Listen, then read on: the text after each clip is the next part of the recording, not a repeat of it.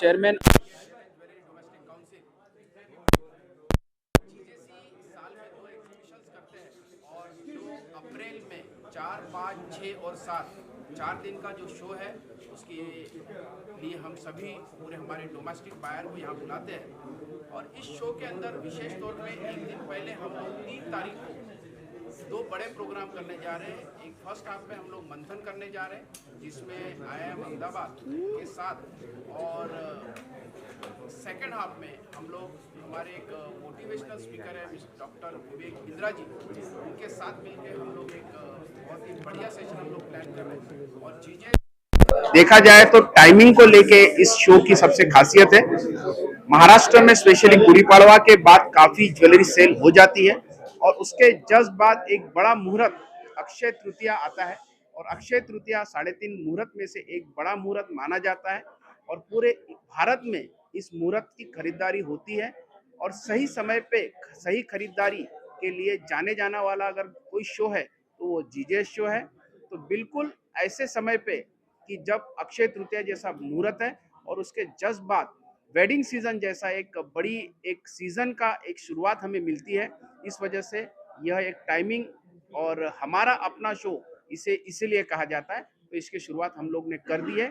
साथ ही साथ इस शो में हम लोग माइंड स्पीक जैसे प्रोग्राम भी हम कर रहे हैं जहां पे हम अपने इंडस्ट्री को किस तरीके से प्रोग्रेस करें, हमारी नई आने वाली जो पीढ़ी है उनके साथ हम लोग कैसे कंधे से कंधा मिला के काम कर सकें।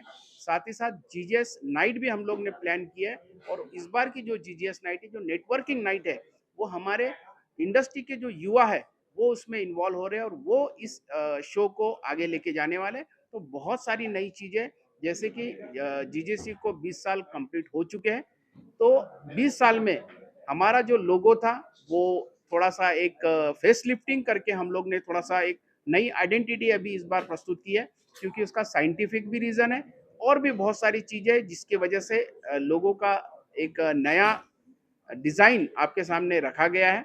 और जीसीसी अभी निरंतर प्रगति करने के लिए हम लोग अपने व्यवसाय में जिस तरीके से नई नई चीजें लेके आते, ठीक उसी तरीके से जीजे शो में भी बहुत सारी नई बातें आपके सामने हम लोग रखने वाले हैं।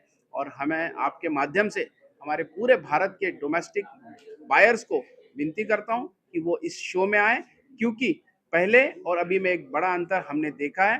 पहले लोग सोना खरीदते थे लेकिन अभी डिजाइन्स खरीदते हैं और डिजाइन्स के लिए ऑलवेज मार्केट में हमें अपडेट और अपग्रेड होना ही चाहिए। इस वजह से इससे बढ़िया शो प्लान कोई हो नहीं सकता। इसलिए मैं पुनः रिक्वेस्ट करता हूं कि ज्यादा से ज्यादा तादाद में डोमेस्टिक बायर्स, साथ ही अगर इंटरनेशनल मार्केट्स के भी हमारे पास अपॉर्चुनिटी है वो भी यहाँ आ सकते हैं।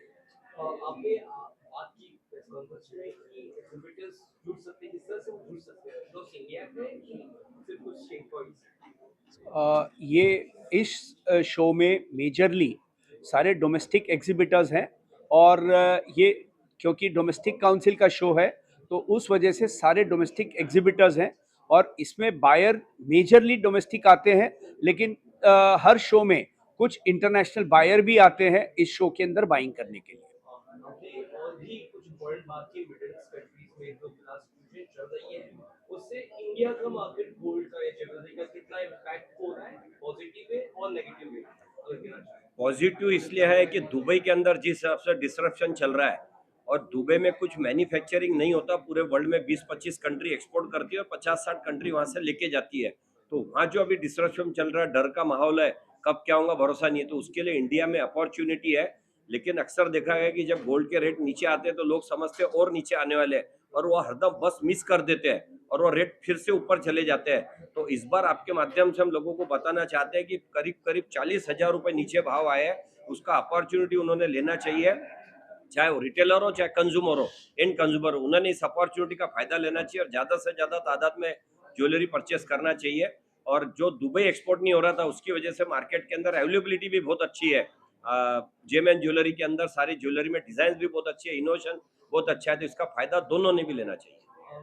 जो आप बताएं कि इंडियन गवर्नमेंट के साथ मिलकर कुछ गाइड करने वाले हैं और ये इंडस्ट्री को आगे बढ़ाने के लिए उस बारे में सरकार के साथ में जीजेसी हमेशा से एक ब्रिज का काम करती हुई आई है और आगे भी सरकार के साथ में एक ब्रिज के जैसे ही काम करती रहेगी। डोमेस्टिक सेक्टर को कैसे बढ़ाया जाए और साथ ही साथ एक्सपोर्ट कैसे बढ़ाया जाए, उसके ऊपर सरकार के साथ में जीजेसी एक कंटिन्यूस डायलॉग में होती है और वो कंटिन्यूस डायलॉग अभी भी चालू है और आगे भी चालू रहेगा। फाइनली पब्लिक को क्या कुछ कहना चाहेंगे कि पब्लिक के लिए क्या कुछ फायदा या नुकसान का होगा टीजेसी जो होने वाला है अप्रैल में? देखिए, एक ही शो ऐसा है जहाँ पे कस्टमर जो मैन्युफैक्चरर और होलसेलर है उनके लिए जो कस्टमर रिटेलर बाय करने आते हैं उनको लगभग 2000 रूम तो हम 5 स्टार होटल के अंदर अकोमोडेशन देते हैं उनको एक रिस्पेक्ट रूम बाइंग के लिए। उसके अलावा जितने 3 और 4 स्टार होते हैं उसके अंदर भी अकोमोडेशन देते हैं। पहला शो है जहाँ पे पानी से लेके चाय से लेके खाने तक के सारा उन लोगों का ध्यान रखा जाता है। इंडिया में ये कंसेप्ट पहली बार अब जीजेसी ने लाया है कि लंच भी हम पूरे विजिटर्स लोगों को सर्व करते हैं और क्योंकि हम इससे जो पैसा अर्न करते हैं वो पूरा का पूरा उन्हीं लोगों पे खर्चा कर देते हैं क्योंकि जीजेसी जो है रियल मायने में नॉन प्रॉफिट मेकिंग ऑर्गेनाइजेशन है।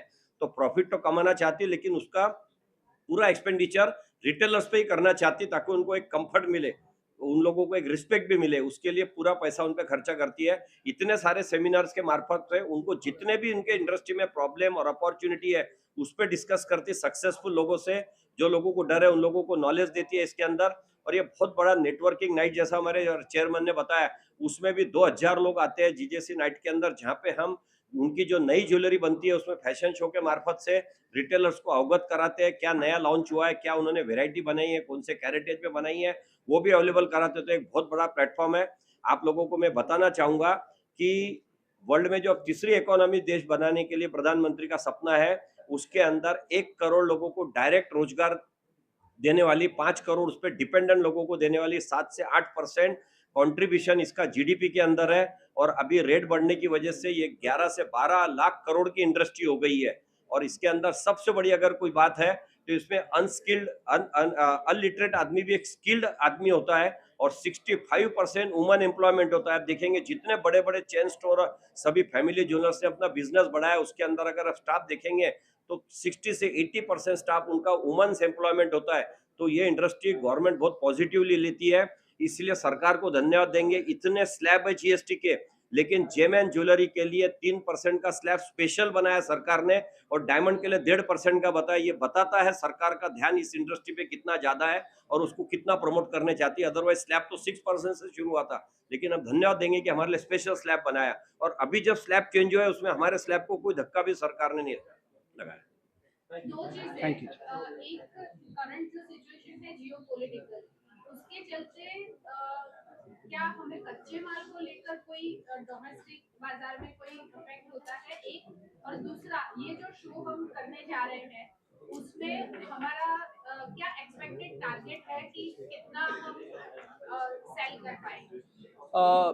ये जियोपॉलिटिकल टेंशन्स जो हैं उससे सप्लाई का कंस्ट्रेंट आ सकता था लेकिन कोई बहुत बड़ा इम्पैक्ट आया नहीं है क्योंकि आज की डेट में जो हिंदुस्तान में जो इंपोर्ट होता है वो डिफरेंट कंट्रीज से होता है और मिडिल ईस्ट से एक बहुत मेजर चंक आता है, नो डाउट अबाउट इट। लेकिन मार्च का महीना होने की वजह से और इतने प्राइसेस बढ़े हुए होने की वजह से थोड़ा सा सप्लाई का जो हमारे पास में एक एक्सेस था वो हमको संभाल के रखा हुआ है। कोई सप्लाई का कंस्ट्रेंट अभी डोमेस्टिक मार्केट में नहीं है कच्चे का और बहुत ही अच्छे से ये चल रहा है। और रही बात ये B2B का एक एग्जीबिशन है, इसके अंदर एक अनुमान के साथ में हम ये बोल सकते हैं कि लगभग 25 से 30 टन का व्यापार इन 5 दिनों में होना चाहिए।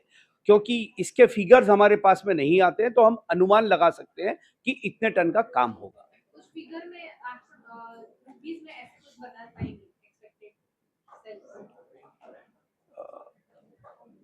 फिगर्स तो हमारे पास में ये आते हैं कि जो कुरियर कंपनी जो माल यहाँ पे पहुंचाती है ज्वेलरी उनसे हम लोगों को फिगर पता लगता है कि कितना टन आया है। तो जैसा अविनाश जी ने बताया है कि हाँ अभी क्या होता है कि रेट इतने चेंजेस हो रहे हैं उसके अंदर और मार्केट का सीनारी भी बहुत चेंज है तो फिगर बहुत डेफिनेटली बता नहीं पाएंगे अभी। अच्छा, सप्लाई में क्या हम बता सकेंगे कि कौन सी कंट्री से अप्रोक्सीमेटली मेजर कहाँ से 2-4 कंट्रीज मेजर? स्विट्जरलैंड से आता है, यूके से आता है, रशिया। परसेंटेजेस हम नहीं बता पाएंगे कि कौन सी कंट्री से कितना आता है। सबसे सेपा ज्यादा कहाँ? सेपा हमारा दुबई के साथ में हुआ था 200 टन का, जो कि 180 टन तक पहुंच चुका है।